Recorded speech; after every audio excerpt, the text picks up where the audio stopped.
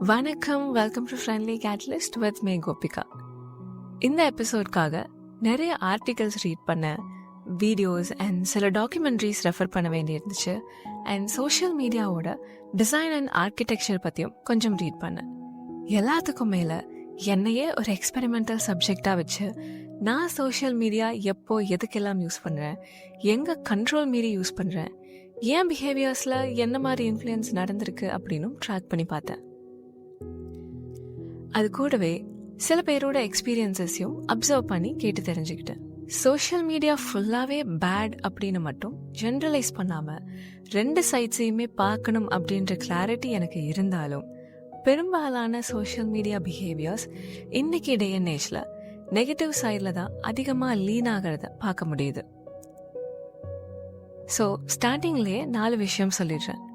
Firstly, இந்த எபிசோடில் மெயினாக சமூக வலைதளங்கள்னால மனிதனோட நடவடிக்கைகள் குறிப்பாக நமக்கு பாதகமாக அமைஞ்சிட்டு வர அண்ட் பெரும்பாலும் பேசப்படாத, நீங்கள் கவனிக்க தவறின சில ஆஸ்பெக்ட்ஸ் தான் பார்க்க போகிறோம்.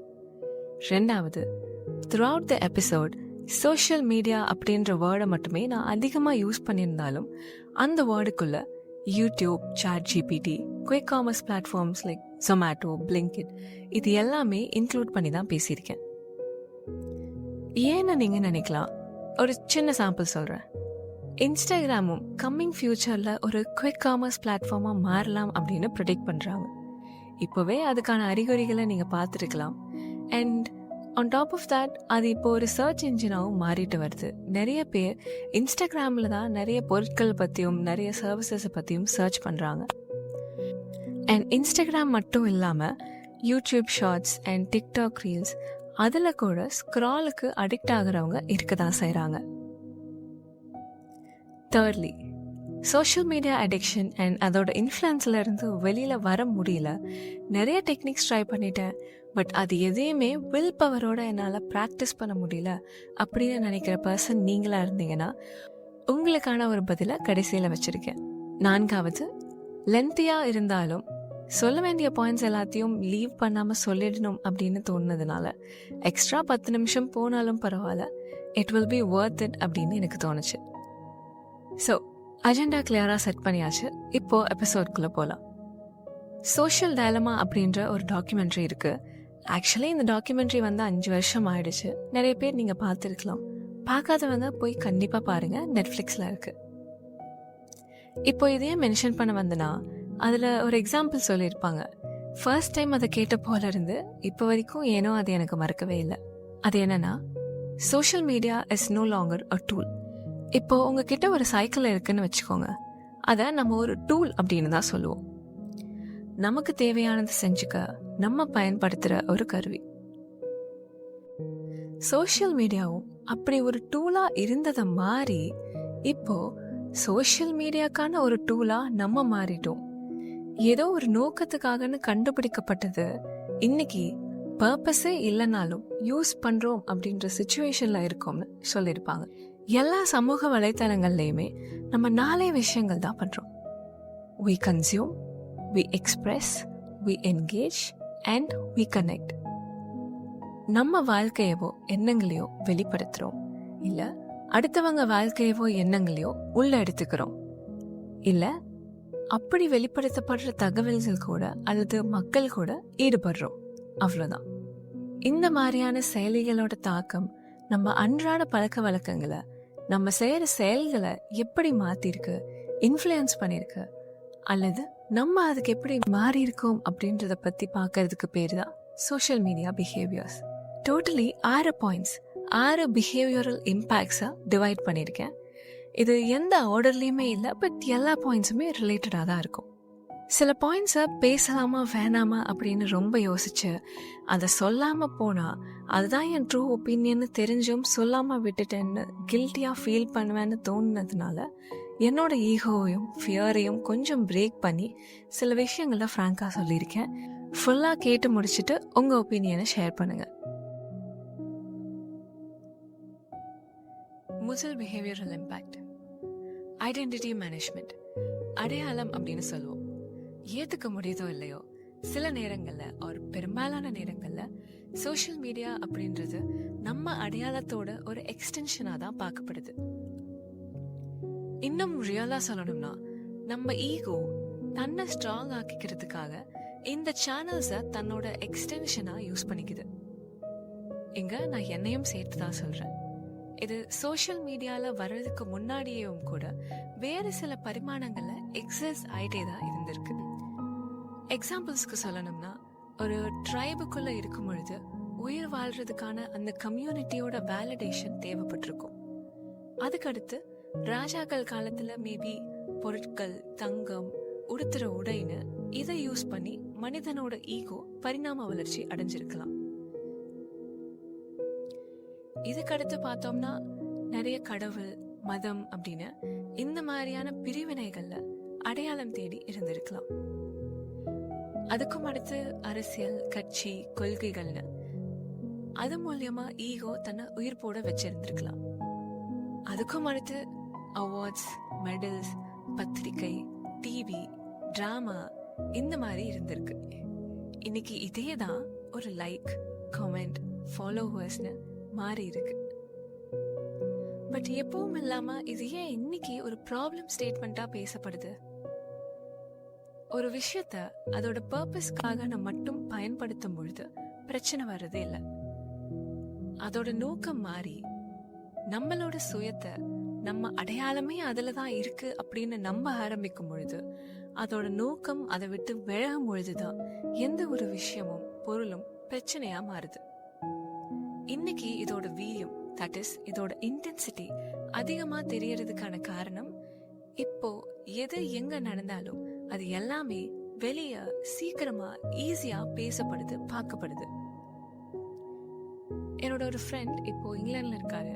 ஒரு 1.5 வருஷத்துக்கு முன்னாடி இந்தியா வந்திருந்தப்போ சோஷியல் மீடியா ரிலேட்டடா ஒரு இன்ட்ரெஸ்டிங்கான கான்வர்சேஷன் போச்சு.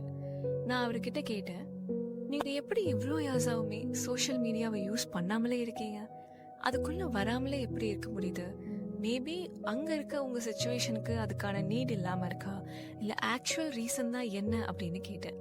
அதுக்கு அவர் சொன்னாரு, என்னதான் யூஸ்ஃபுல்லான கான்டென்ட் வருது, என்டர்டெயின்மெண்ட் இருக்கு, கனெக்ஷன்ஸ் பில்ட் பண்ணலாம் அப்படின்னு சொன்னாலும் இந்த சமூக வலைத்தளங்கள் அப்படின்றது மோஸ்ட்லி ஒரு ஃபார்ம் ஆஃப் சோஷியல் அப்ரூவல்காகவும் ஏதோ ஒரு கைண்ட் ஆஃப் வேலிடேஷனுக்காகவும் தான் நம்ம யூஸ் பண்றோம். அது சரி தப்புன்றதை தாண்டி அது கிடைக்காத நேரங்கள்ல அதுக்காக வேண்டி சில விஷயங்களை நான் செஞ்சிருவனோ இல்ல செய்ய வேண்டிய சூழ்நிலை வந்துருமோ அப்படின்றதுனால நான் யூஸ் பண்ணாம இருக்கேன். அட் த லீஸ்ட் போக போக மோஸ்ட் ஆஃப் த பீப்புளுக்கு இந்த காரணம் உண்மையாயிடும் அப்படின்னு சொன்னாரு. பட் எனக்கு அப்போ அதை கேட்கும் பொழுது இது எல்லாருக்குமே உண்மை இல்லை அப்படின்னு நினைச்சு நான் விட்டுட்டேன். And it is also right to some extent. இது எல்லாருக்குமே உண்மை இல்லாம இருக்கலாம். பட் இங்க மெஜாரிட்டியா என்ன அப்சர்வ் பண்றோமோ அதை பார்த்தோம்னா சோஷியல் மீடியாவை யூஸ் பண்றதுனால நம்ம ஈகோ இன்னும் ஸ்ட்ராங் ஆகிட்டே தான் வருது அப்படின்னு தோணுது.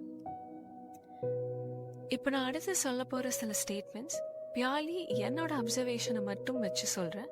நான் சொல்றது தவறாவும் இருக்கலாம், பட் நீங்க யோசிச்சு பார்த்துக்கோங்க.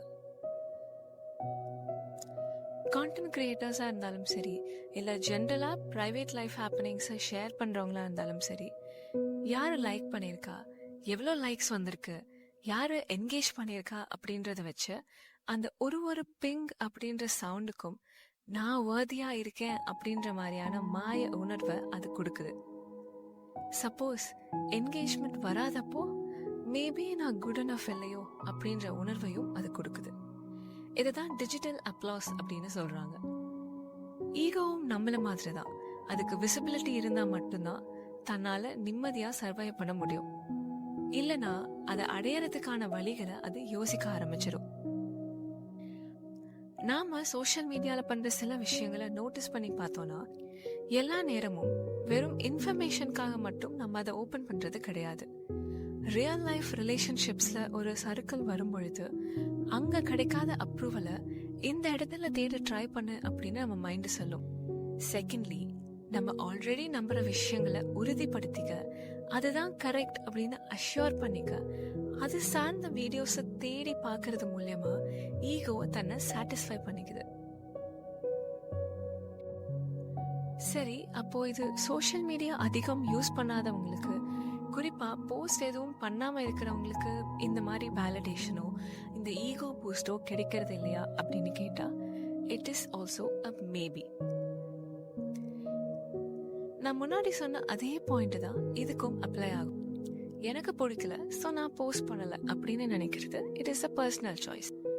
பட் நான் போஸ்ட் பண்ணாம இருக்கேன், so I am better than people who share their lives on social media அப்படின்னு யோசிக்கிறது ஒரு ஈகோ பூஸ்டா இருக்கலாம். இப்படி சோஷியல் மீடியாவை நம்ம ஈகோ எப்படி யூஸ் பண்ணிக்குதுன்னு பார்க்கும் பொழுது இன்னொரு முக்கியமான பாயிண்ட்டை நம்ம பார்க்கணும். வருடங்கள் போக போக சோஷியல் மீடியால ஹார்ஷா ரூடான ஆர்கியூமெண்ட்ஸ் பண்றது அதிகமாகிக்கிட்டே வருதுன்னு நிறைய பேர் வீடியோஸ்ல சொல்லியிருந்தாங்க. இது உண்மையாகவே இருந்தாலும் கூட இதுக்கு பின்னாடி இருக்கிற வையை நம்ம குவெஸ்டன் பண்ணி பார்த்தோம்னா, இன்னைக்கு ஒரு விஷயத்த கொடுக்கறதுக்கும் வாங்குறதுக்கும் ரொம்ப ஈஸியான அவென்யூவா இந்த மாதிரியான அப்ளிகேஷன்ஸ் நமக்கு ஏற்படுத்தி கொடுத்துருக்கிறதுனால நம்ம ரெஸ்பான்ஸோட கான்சிக்வன்ஸ் என்னவா இருக்கும்னு யோசிக்கிறதுக்கு முன்னாடியே நம்மளால குயிக்கா ரியாக்ட் பண்ணிட முடியுது. இது வெறுப்புன்னு மட்டும் இல்லாம அன்பை ஷேர் பண்ணிக்கிறதுக்கும் உண்மையா தான் இருக்கு.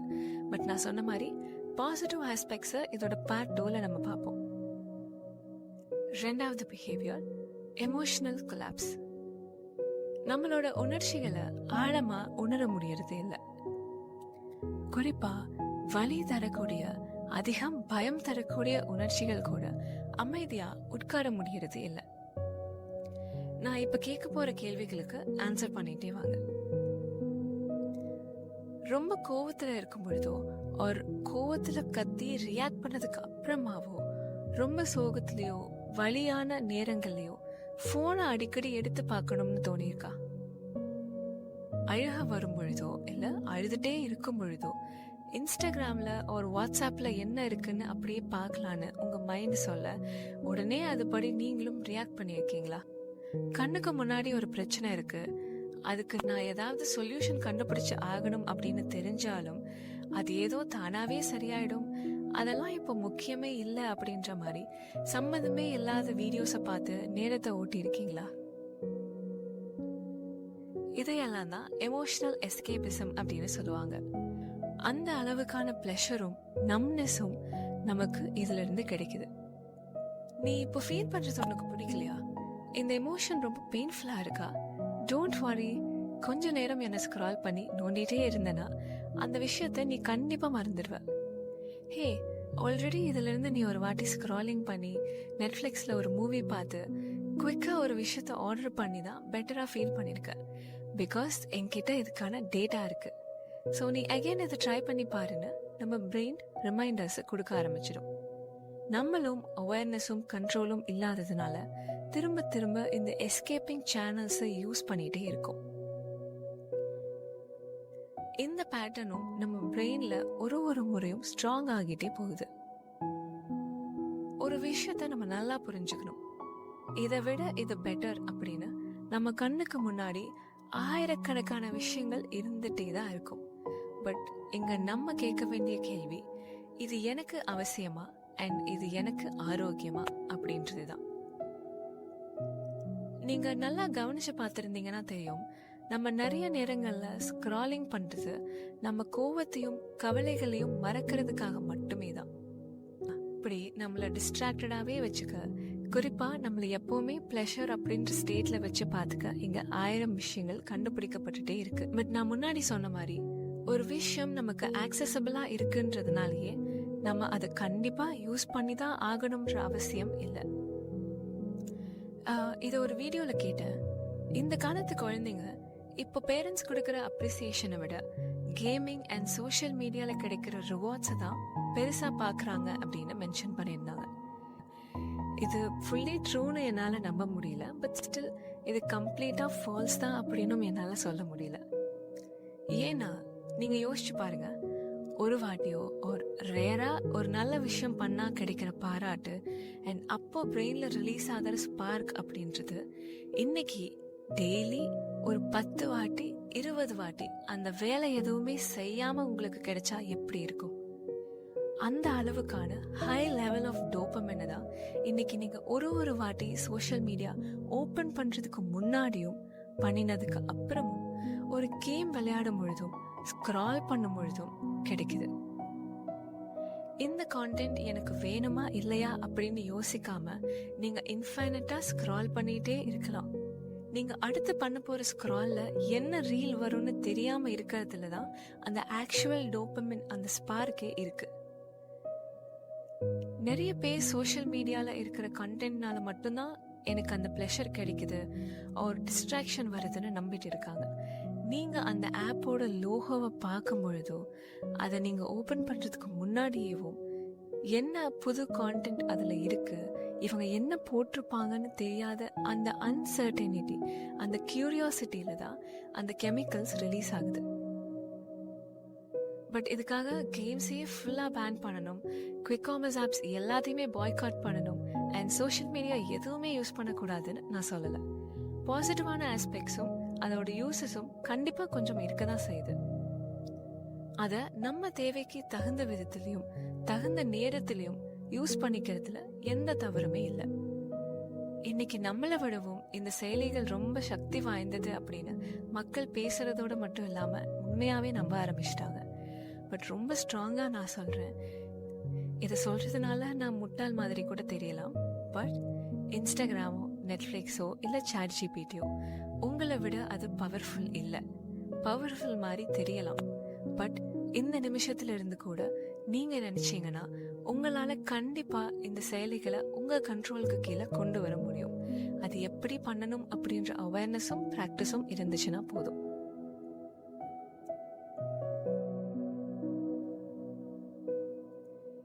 Point number 3, impatience. இது உங்களுக்கு ஆல்ரெடி தெரிஞ்ச பாயிண்டா இருந்தாலும் இங்க இதை பத்தி நம்ம கண்டிப்பா பேசியே ஆகணும்.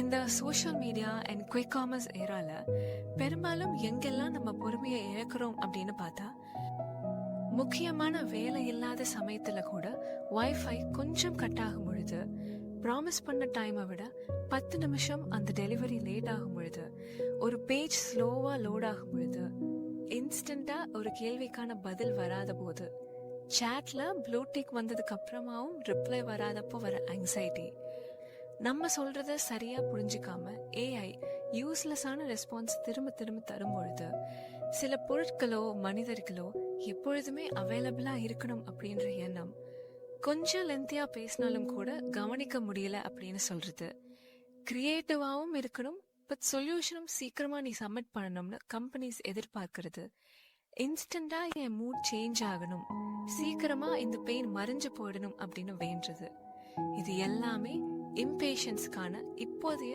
காமனான உதாரணங்களா சொல்லலாம். பட் இங்க நம்ம நோட்டீஸ் பண்ண தவறுன ஒரு பெரிய பிழை நடந்துட்டு வருது, which is we are losing our understanding towards people and situations. ஒரு விஷயம் நடந்துட்டா அது ஏன்னு யோசிச்சு பார்க்குற ரீசனிங் எபிலிட்டி எப்படி நமக்கு இருக்கோ, அதே போல நடந்த விஷயத்தை ஏத்துக்கிட்டு அதை புரிஞ்சு நடந்துக்கிற எபிலிட்டியும் நமக்கு இருக்கு. அண்ட் இந்த விஷயங்களோட தொடர்ச்சியா தான் கோபம், எதிர்பார்ப்பு அண்ட் அதனால வர எரிச்சல் நம்ம உறவுகள் கிட்ட வெளிப்படுது. மேபி இன்ஸ்டன்ட் அண்ட் குவிக் அப்படின்றது பாசிபிள்னு எல்லா இடங்கள்லயும் இப்போ காண்பிக்கப்படுறதுனாலயோ என்னவோ, கரியரும் ஹெல்த் ரெக்கவரியும் கூட அதே போல இன்ஸ்டன்டா சீக்கிரமா மாறணும், ரொம்ப நாளெல்லாம் வெயிட் பண்ண முடியாதுன்ற எக்ஸ்பெக்டேஷன் வருதுன்னு நினைக்கிறேன். இது வேணுமா வேணாமா அப்படின்னு நீ யோசிக்கிறதுக்கு முன்னாடி அந்த பொருள் உன் கைக்கு வந்துடும். நம்ம மேல பார்த்த எல்லா உதாரணங்கள்லயுமே நம்ம பொறுமையை இழக்கிறதுக்கான காரணம் அந்த சிச்சுவேஷன் கிடையாது. இந்த சிச்சுவேஷன்ஸ் எல்லாம் இப்படிதான் வேகமா நடக்கணும்னு நம்ம பிரெயின் நம்பி பழகி இருக்கு பாத்தீங்களா, அதுதான் காரணம். எனக்கு ஒண்ணு வேணும்னா அது இம்மீடியட்டா கிடைக்கணும் அப்படின்னு யோசிக்காம, எனக்கு இது வேணும் அண்ட் இதை அடையிற முயற்சியில நானும் சேர்ந்து வளரணும் அப்படின்னு யோசிக்கலாம்.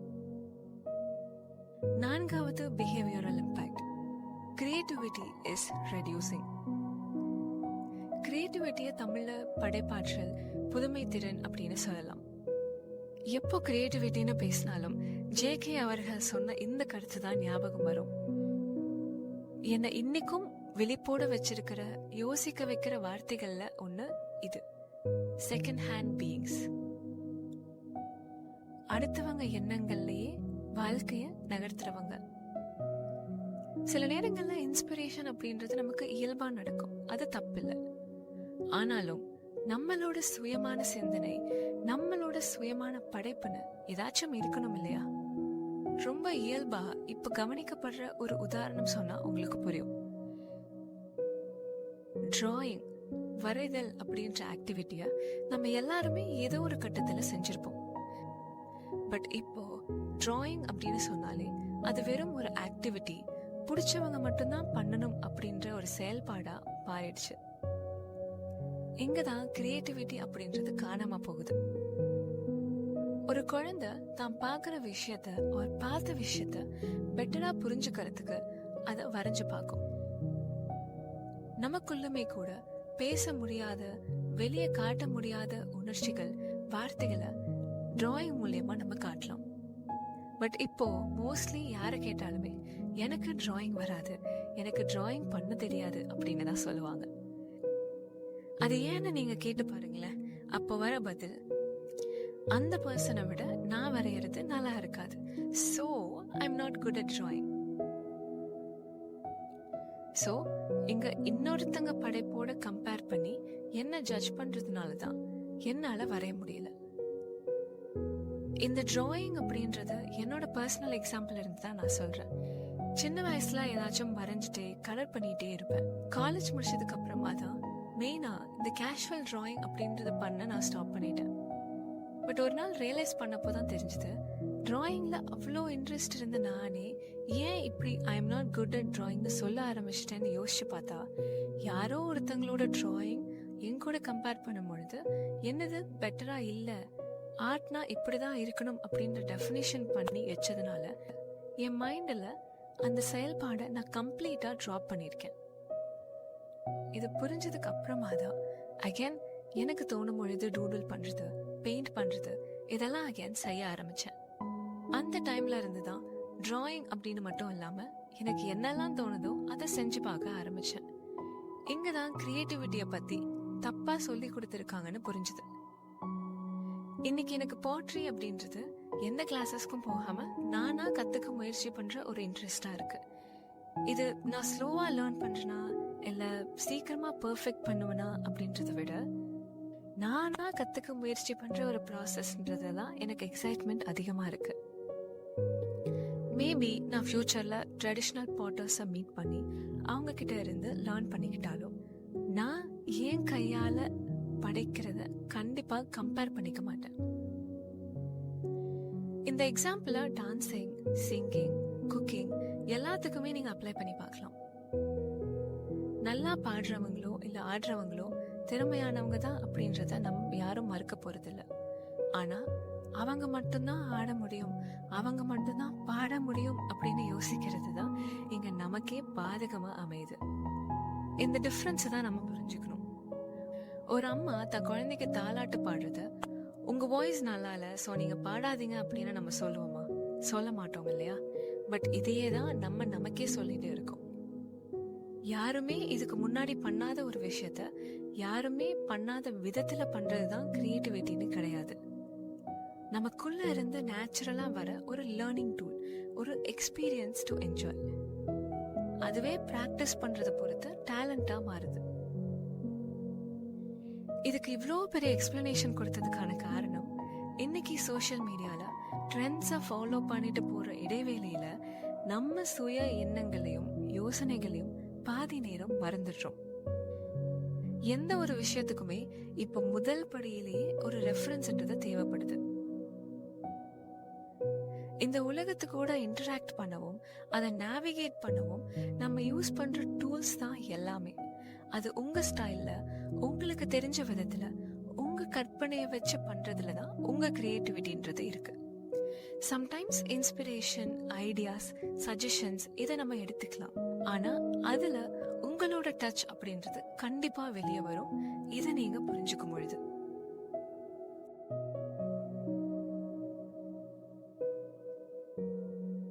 ஐந்தாவது பிஹேவியரல் இம்பாக்ட், டம் disguised as smartness. இது கொஞ்சம் nuanced-ஆன பாயிண்ட்.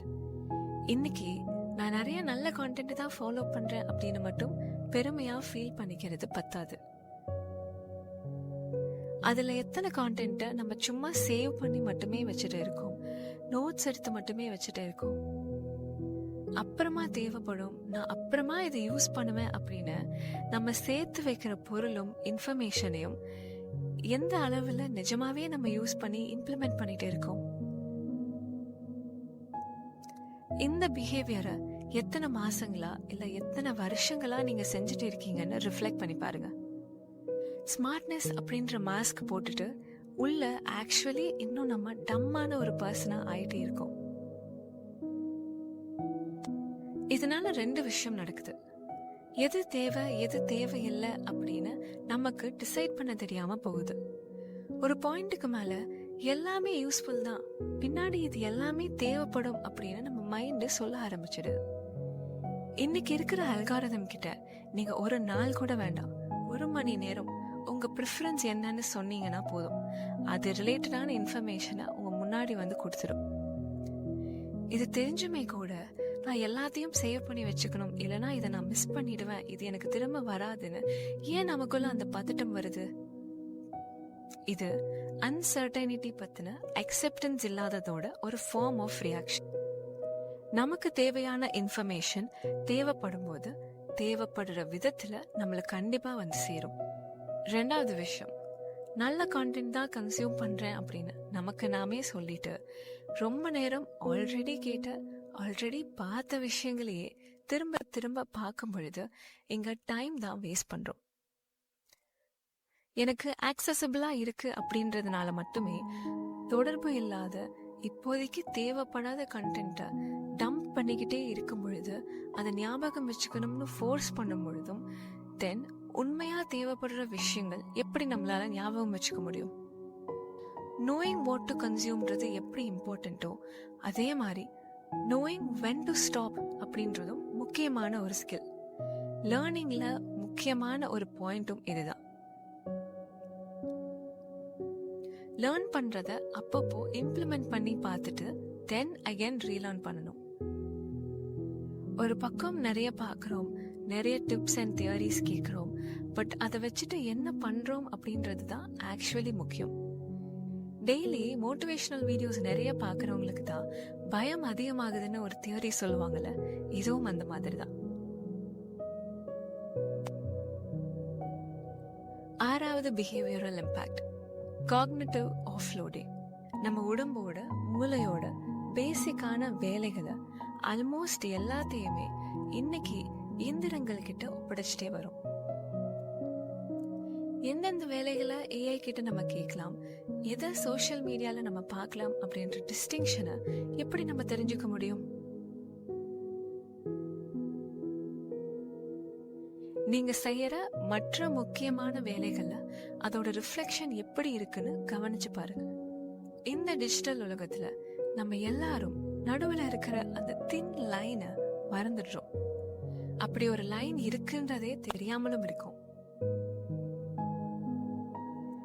ஃபார் எக்ஸாம்பிள், எந்த வேலைக்குமே ஏஐ, ஃபோன் இதெல்லாம் யூஸ் பண்றது தப்புன்னு இங்க யாருமே சொல்லல, யாருனாலையும் அப்படி சொல்லவும் முடியாது. சில நேரங்கள்ல நமக்காக அந்த மெஷினை திங்க் பண்ண சொல்லி கேட்கறது ஓகே தான், பட் அந்த லைனை தாண்டும் பொழுதுதான் நம்ம கவனமா இருக்கணும். சில விஷயங்களுக்காக ஹெல்ப் கேட்கறேன்னு ஆரம்பிச்சு எல்லாத்தையுமே ஏஐ கிட்ட கேட்கறேன்னு போனா தென் மேபி அப்போ அது ப்ராப்ளமா வந்து நிற்கும். சுயமா முடிவுகள் எடுக்க முடியலன்னா எங்க எல்லாம் நீங்க அதை அவுட் சோர்ஸ் பண்ணிருக்கீங்கன்னு ஃபர்ஸ்ட் பாருங்க. இதே போலதான் மெமரியும். பேசிக்கா முன்னாடி நம்ம ஞாபகம் வச்சிட்டு இருந்த விஷயங்கள் இப்போ ஞாபகத்துல இருக்க மாட்டேங்குது அப்படின்னு நீங்க நினைச்சா ஃபர்ஸ்ட் நம்ம பார்க்க வேண்டியது மெமரியை எதுக்கெல்லாம் நம்ம அவுட் சோர்ஸ் பண்ணிருக்கோம் அண்ட் எந்த ஃப்ரீக்வன்சியில எதனால அப்படி செஞ்சோம்னு யோசிச்சு பார்க்கணும். கவர்மெண்டோ சோஷியல் மீடியா கம்பெனிஸோ ஒரு தனி மனித முடிவுகள்ல இன்ஃப்ளூயன்ஸ் பண்ணக்கூடாது அப்படின்னு சொன்ன நம்ம இப்போ நமக்கே அதை பண்ணிட்டு இருக்கோம்னு தோணுது. இந்த கோட்டை தாண்டது நல்லது இல்லைன்னு தெரிஞ்சாலும் கன்வீனியன்டா இருக்குன்ற ஒரே காரணத்தினால மட்டும் நம்ம அதை செஞ்சுக்கிட்டே வரோம். இதோட இன்னொரு ஆங்கிள் இருக்கு. நிறைய நேரங்கள்ல மக்கள் கவனிக்க தவறுற விஷயம் இது.